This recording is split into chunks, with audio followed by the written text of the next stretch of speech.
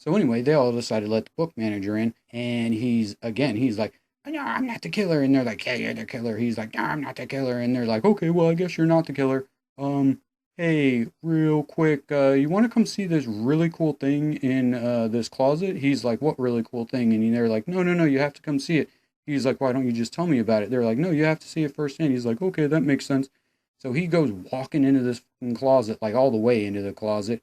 The door slams and he has the nerve to be surprised. And they're like, boom, wow, gotcha, bitch. Hey guys, this is Mike. I'm back with Fright Flicks for the Scream Queens. See, there you go. For MTV Scream two-part Halloween special recap review, killer theories, blah, blah, blah. Okay, so we start out with the sheriff who drives a pimpin' ass old police car. He finds a body in the middle of the road wrapped in all this seaweed and shit, and like the faces that been ripped up, and the eye is like torn out. I'm like, yeah, this is pretty cool.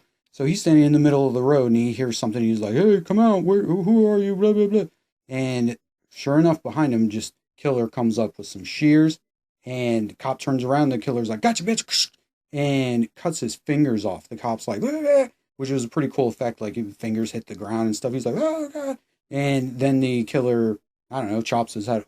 He basically like clips his throat, which looks a lot cooler, or yeah, it looks a lot cooler than it kind of sounds. But anyway, as we find out later, he took the whole head off. It was a very nice beginning to the episode, if I must say so myself. Then we cut back to the Scooby Gang. Emma's told them that she found Not As Hot As Brooke outside of her place and that the killer had called her. So they're all standing around trying to make a plan. They hear a scream and run outside, and Audrey's girlfriend Gina, is out there with the cop's head, and she's like, "Oh my God, there's a cop's head right here! Like holy shit!"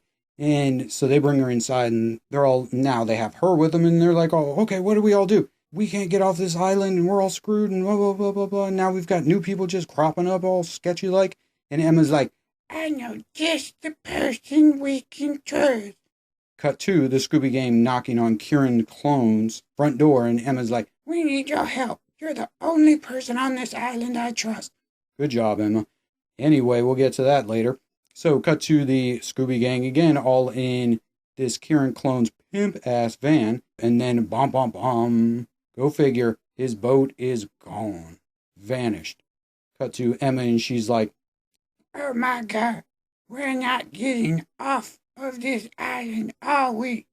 And then the killer's clone, I mean, the killer clone, Kieran's, the Kieran killer, whatever, we all saw the episode. Emma's like, "We're not getting off this island, are we?" And he's like, "Not if I can help." I mean, no, you'll get off safe and totally fine. Just come back to my house real quick and I'll keep you safe, no problem. The gang all go back to the murder house. They're talking about like, oh, the killer got to Kieran inside a prison and killed fucking guards and shit like that and killed Kieran's badass motherfucking self. But he killed the shit out of Kieran. How are we supposed to stay safe?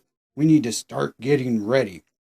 And I thought they were gonna like booby trap the whole place or like at least board up the windows, something crazy like that. Not really. Basically, what it comes down to is Noah and Savo are like, okay, we're gonna go hotwire a radio, and Emma's gonna drink wine and listen to stories about lions and strawberries. So then we cut back into the house, and Emma's telling the whole not Kieran guy the Brandon James backstory. Like I said, I mentioned that on the first one. Thank God we didn't have to sit through all of it. Good for him for not falling asleep. And she said, "I feel betrayed," which was awesome. And so anyway, she finishes her story, and the guy looks at her, and he's like, "You know what? You're a survivor, Emma." I'm just like, oh, Jesus Christ. Basically, the guy is saying, you've pretty much killed every single killer that has ever crossed you. Someone would have to be a complete fucking idiot at this point to try and kill you. He's like, yeah, I guess that's true.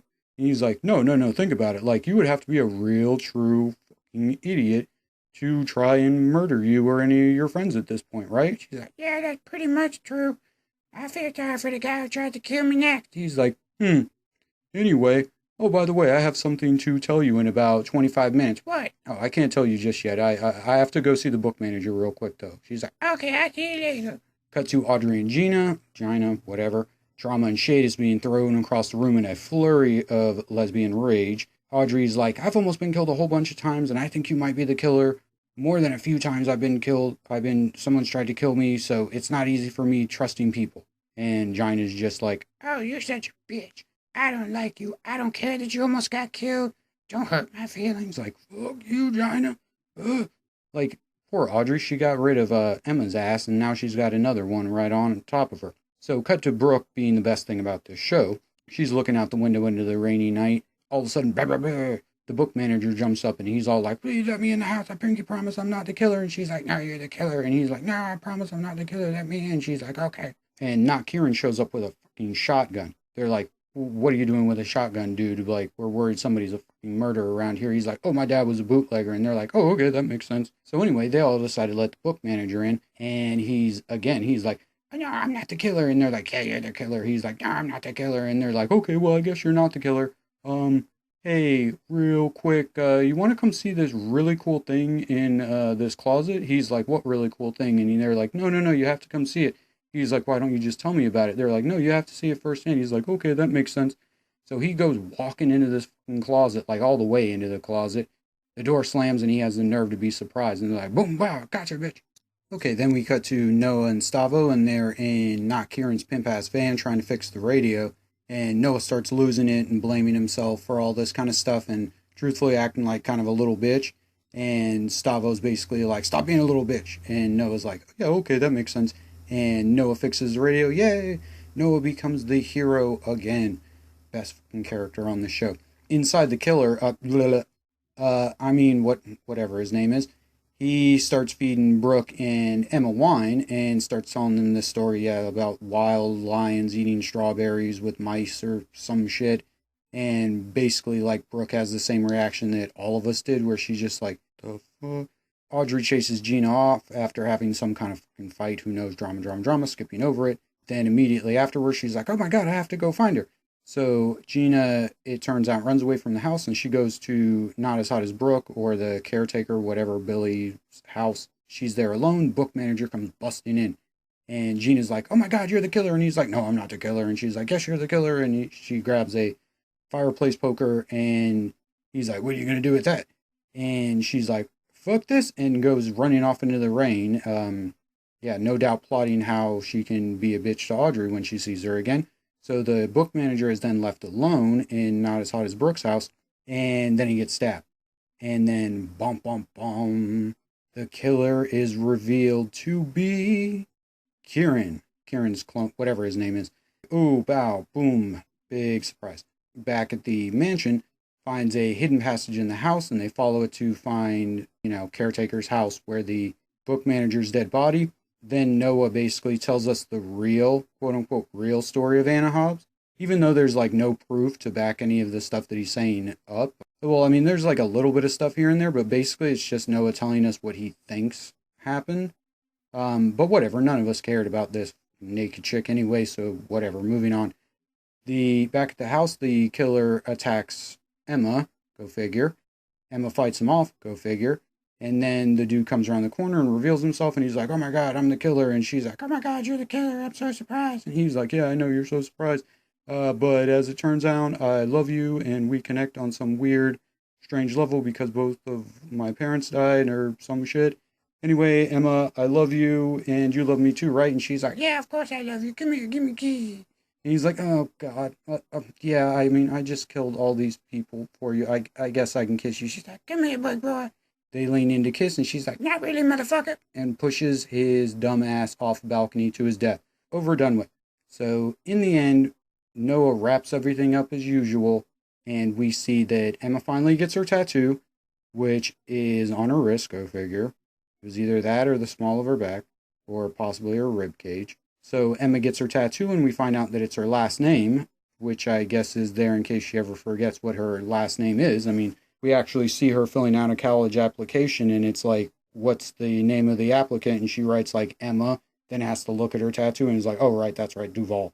And Noah's talking about all this stuff. He's like, this person killed this person, but who killed Kieran? And we cut to, bom, bom, bom. Emma's dad standing there with that same sad-ass face that he always has over Kieran's grave, which means absolutely nothing. And someone, we don't see who it is, signs into a hotel under the name Mr. James. Same as the promo, we already saw this. Kind of a lame way to end the episode for all of us fans, but we'll get to that in 1 second. I say that it's a lame way to end the episode because, it is. But the thing that kind of sucks about it that became really evident, probably when I saw the trailer, but I mean, it's totally evident now. And there's nothing wrong with this, but what this Halloween special ended up being was, I guess, MTV's attempt to bring people who weren't fans of the show into being fans of the show. Because it really did play as just a condensed version of the season. Like, oh, you don't want to sit around for 10 episodes? Here, watch this special, see how much better the show's gotten or what the show has to offer. Here are all the characters. Here is what happens in any given season.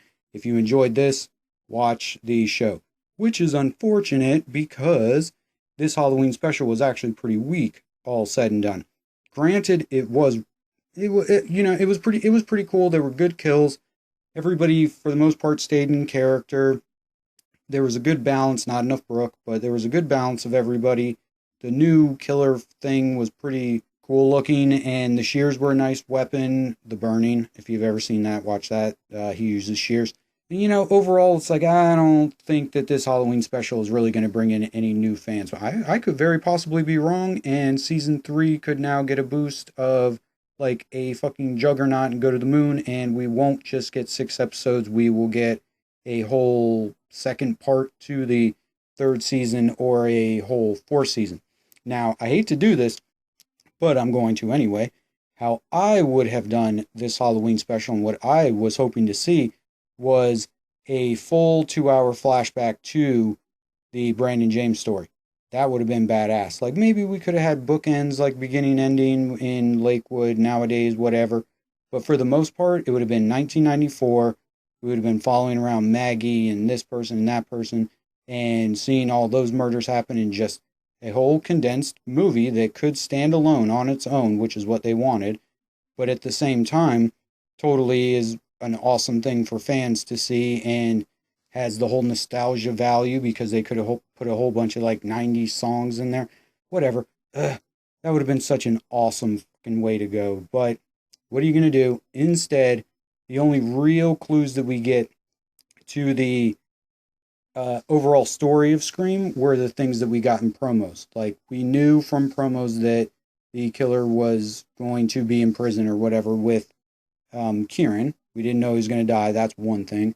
And then the promo didn't ruin the Kevin thing. Not that that's something to ruin, but the promo ruined the Mr. James thing. Not that it necessarily ruined it. What I mean is that it was no different than the promo. If somehow you're listening to this and didn't watch the whole episode and watch the promo and you're like, oh, I can't wait to see where that goes, that is the exact same thing that happens in the episode.